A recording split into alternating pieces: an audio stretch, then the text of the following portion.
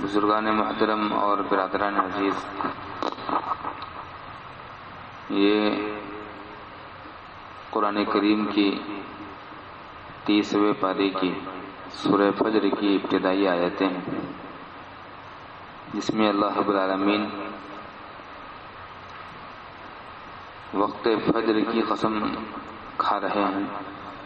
اللہ کو کسی چیز کی قسم کھانے کی ضرورت نہیں ہوتی، لیکن قسم اس کی عظمت بتانے کے لیے اللہ رب العالمین کھاتے ہیں۔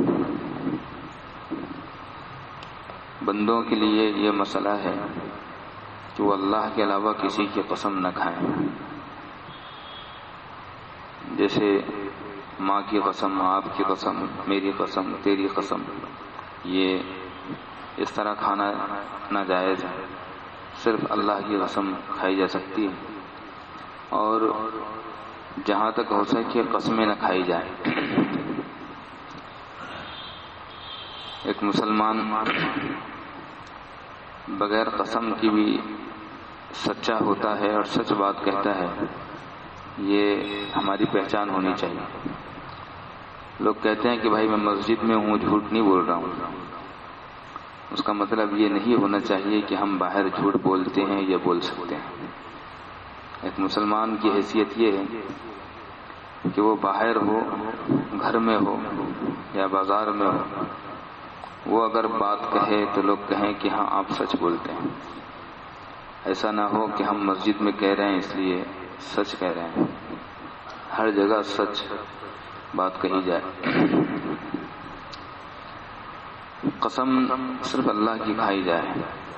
ہاں اگر کوئی اللہ کے علاوہ کسی چیز کی بھی قسم کھا لے گا تو وہ قسم تو ہوگی لیکن گنہگار ہوگا۔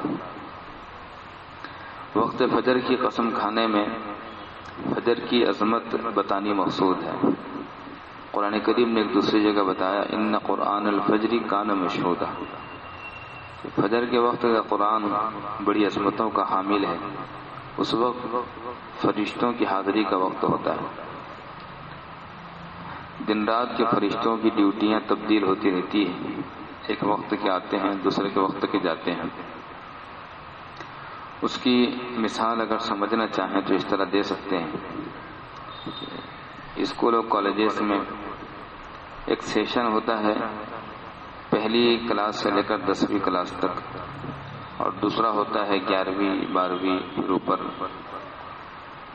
دوسرے شعبے ہوتے ہیں۔ تو پہلی سے 8ویں 10ویں تک کلاسوں کے اوقات صبح 7 ساڑھے 7 سے 11 ساڑھے 10 تک رہتے ہیں، اور پھر 11:15 سے دوسری کلاس شروع ہوتی ہے۔ تو جن بچوں کی 10:30 یا 11 سے اسکول ہوتی ہے تو وہ اسکول کے پاس جا کر جمع ہو جاتے ہیں۔ یہ سب ہم نے دیکھا۔ اسکول کی چھٹی ہونے سے پہلے اسکول کے باہر بچوں کا ایک بڑا مجمع جمع ہو جاتا ہے۔ کیوں؟ بچے باہر نکلیں گے پھر ہم جائیں گے، تو وہ بچے پورے باہر نکل جاتے ہیں، اور وہ جب روانہ ہونے لگتے ہیں، اسکول سے اجازت ملتی ہے تو یہ اندر جاتے ہیں۔ لیکن جب وہ باہر نکل جاتے ہیں تو وہ اور اندر جو جانے والے ہیں یہ سب جمع ہو کر ایک بہت بڑا جم گھٹا ہو جاتا ہے، بہت بڑا جنب غفیر، بہت بڑا ہجوم ہو جاتا ہے۔ تھوڑی دیر کے بعد اندر والے گھروں کو چلے جاتے ہیں، جو منتظر تھے وہ اندر چلے جاتے ہیں۔ تو فرشتوں کی جو ڈیوٹیاں تبدیل ہوتی ہیں اس کا منظر ایسی رہتا ہے۔ ایک وقت کے فرشتے اپنے کام میں لگے رہتے ہیں، ان کے کام سے فارغ ہونے کے لیے انتظار میں دوسرے فرشتے آ جاتے ہیں۔ تو وہ فرشتے جو کام کر رہے ہیں اور وہ فرشتے جو ان کے بعد کام پر لگنے والے ہیں، ان کا ایک بڑا ہجوم ہو جاتا ہے۔ اس کی وجہ سے نورانیت زیادہ ہوتی ہے، اس لیے اس وقت کی اہمیت اور عظمت بہت زیادہ ہے، اس لیے اللہ رب العالمین نے اس کی قسم کھائی۔ تو وقت فجر کی بڑی اہمیت ہے، جس کو ہم سب جانتے ہیں، کہاں بسر کرتے ہیں۔ قرآن کریم نے وقت فجر کی اہمیت بتانے کے لیے اس کی قسم اٹھائی ہے، اور آگے ہے ولیال العشر، اور 10 راتوں کی قسم۔ شاہ عبد العزیز محدث دہلوی رحمۃ اللہ علیہ فرماتے ہیں کہ یہ 10 راتیں جن کی قسم کھائی جا رہی ہے یہ کون سی ہے؟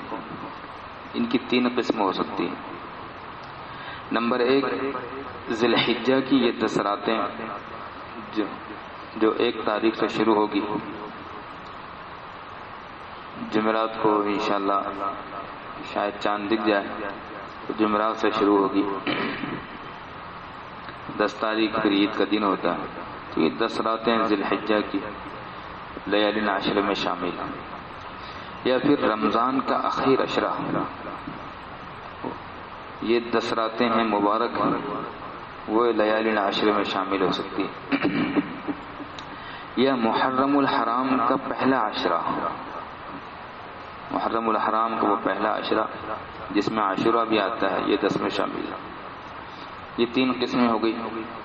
بعض حضرات کا یہ خیال ہے کہ یہ 10 راتیں پورے سال میں دائر رہتی ہیں، اس میں سے 5 راتیں وہ ہیں جن کی اللہ قسم کھا رہے ہیں، 5 راتیں وہ ہیں جو رمضان کے اخیر عشرے کی طاق راتوں میں آتی ہے، 21 23 25 27 29، یہ 5 راتیں ہیں۔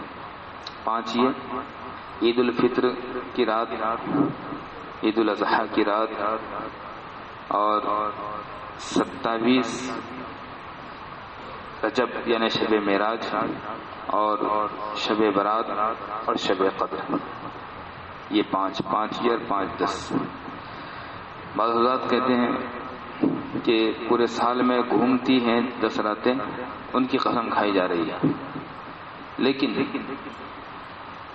شاہ عبد العزیز محدث دہلوی کی کتابیں اور ان کا علمی ذخیرہ اور سرمایہ کا بڑا حصہ ایک غالی فرقے کے ہاتھوں لگ گیا تھا، جس نے اس میں بہت زیادہ قطر بیونت سے کام لیا ہے، اور اس میں اپنی طرف سے بہت ساری ملاوٹ کی ہے، اور اس میں آمیزش کی ہے، اور نئی چیزیں شامل کر لی ہیں۔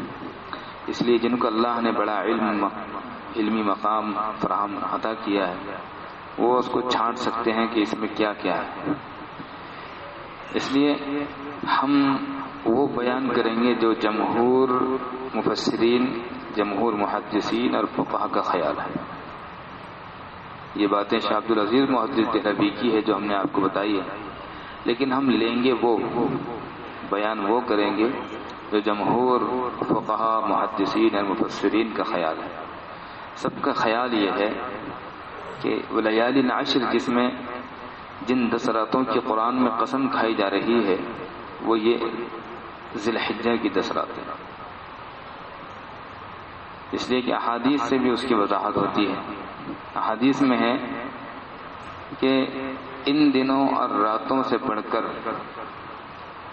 کوئی دن اور کوئی رات عبادت کے لیے بہتر نہیں ہے، حتیٰ کہ رمضان سے بھی بہتر تو نہیں بتایا، لیکن برابر ہو سکتے ہیں، ان کے برابر نہیں ہے۔ جتنا ثواب ان دنوں اور راتوں میں عبادت کرنے کا ہے، اتنا ثواب پورے سال میں کسی دن اور کسی رات میں عبادت کرنے کا نہیں ہے، اس کے برابر نہیں ہے۔ تو ہو سکتا رمضان کے دنوں اور راتوں میں بھی عبادت کرنے کا ثواب اس سے زیادہ نہ ہو، لیکن برابر تو ہو سکتا ہے۔ تو رمضان المبارک میں جیسے ہم عبادت کے لیے جوان ہو جاتے ہیں، ان دنوں اور راتوں میں بھی ہمیں جوان ہو جانا چاہیے عبادت کے لیے۔ عام طور پر عرفے کا روزہ رکھتے ہیں، حالانکہ یہ 10واں دن تو ذی الحجہ کے عید کا دن ہوتا ہے، ہمیں 9 روزے مکمل رکھنے چاہیے، پہلی تاریخ سے 9 تک، صرف عرفے کا روزہ نہیں، مکمل 9 روزے رکھنے چاہیے۔ اس لیے کہ اس کی فضیلت اگر سنیں تو حیرانی ہوگی۔ اس کی فضیلت یہ ہے کہ اس کے ایک دن کے روزے کا ثواب 1 سال کے روزے کے برابر ہے۔ جس نے ایک دن روزہ رکھا، ہم رمضان المبارک میں جو روزہ رکھتے ہیں تو 1 دن کا روزہ رہتا ہے، اس کے 1 دن کے روزے کا ثواب 1 سال کے روزے کے برابر ہے۔ اور ہم شب قدر ڈھونڈتے ہیں رمضان المبارک میں. شب قدر کب ہے؟ عام طور پر یہ ذہن میں رہتا ہے کہ 27ویں شب ہے. عموماً 27ویں شب کو رہی ہے، لیکن 27 رمضان المبارک شب قدر کی تاریخ ہے ایسا نہیں ہے. وہ گھومتے رہتی ہے، عموماً 27 کو رہتی ہے. تو وہاں تو احتمال ہے کہ 27 کب ہوگی، شب قدر کب ہوگی، اس لیے کہ شب قدر میں جس نے عبادت کر لیا اس نے ہزاروں مہینوں سے بڑھ کر راتوں میں عبادت کر لی، 1000 مہینوں سے زیادہ اس نے عبادت کر لی. یہاں آپ علیہ الصلوۃ والسلام فرما رہے ہیں کہ ذی الحجہ کی جو 10 راتیں ہیں، ان راتوں میں سے ہر رات میں عبادت شب قدر کی عبادت کے برابر، ہر رات. تو ہم میں سے اس کو کوئی گوا نہیں سکتا، چھوڑ نہیں سکتے. روزہ نہ چھوٹے، اس رات میں عبادت نہ چھوٹے. اب عبادت کرنے کا کیا مطلب ہے؟ پوری رات تو عبادت نہیں ہو سکتی، پوری رات عبادت کرنا ممکن بھی نہیں. جتنی ہم سے ہو سکتی ہے اتنی کر لیں. مغرب سے عشاء تک کر لیں، مغرب سے رات شروع ہو جاتی ہے، مغرب سے عشاء تک کر لیں. عشاء کے بعد تھوڑی سی عبادت کر لیں، جس عبادت میں دل لگتا ہو وہ کریں. نماز پڑھیں، دعا کریں، استغفار پڑھیں، درود شریف پڑھیں، لا الہ الا اللہ پڑھیں یا قرآن کریم پڑھیں. جس عبادت میں دل لگتا ہو وہ کریں. اور اگر خاص عبادت نہیں ہو سکتی ہے تو کم سے کم اتنا کریں کہ حدیث میں ہے کہ جس نے عشاء اور فجر کی نماز جماعت کے ساتھ پڑھ لی اس کو پوری رات عبادت کرنے کا ثواب دیا جائے. تو اتنا تو اہتمام کریں.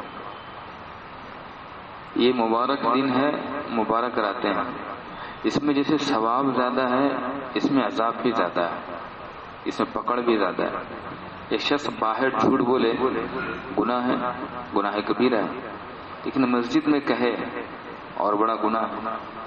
اور اگر وہ بیت اللہ میں حرم میں جا کر وہاں جھوٹ کہے تو اور بڑا گناہ، اور بڑا گناہ.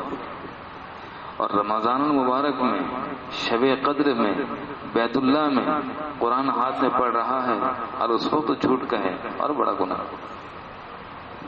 اس میں جیسے ثواب زیادہ ہے، اس میں عذاب بھی زیادہ ہے. کہ ان دنوں کی راتوں کی ہم قدر کریں. ہاتھوں کے گناہوں سے، کانوں کے گناہوں سے، آنکھوں کے گناہوں سے، زبان کے گناہوں سے، پیروں کے، دل کے گناہوں سے اپنے آپ کو بچائیں، محفوظ رکھیں. یہ جو روزے رہیں گے اس میں روزہ رکھنے کا ثواب ہے. یہ شرط نہیں ہے کہ نفل روزہ ہی رکھیں. اس میں ہمارے لیے بڑی اچھی سہولت یہ ہے کہ اگر ہمارے کبھی رمضان کے روزے چھوٹ گئے ہوں تو ان دنوں میں روزہ رکھیں اور رمضان کے روزے کی قضا کی نیت کریں. گھر میں ہماری خواتین شرعی عذر کی بنا پر وہ ہر مہینے کچھ روزے چھوڑ دیتی ہیں، ان سے چھوٹ جاتے ہیں، تو ان کو یہ مسئلہ بتائیں کہ ان 9 دنوں میں روزہ رکھنا ہے. 1 تاریخ سے 9 تک. عرفے کا دن بھی شامل ہے اس میں. عرفے کو فقط پلاؤ بنانا نہیں ہے، عرفے کو روزہ رکھنا ہے.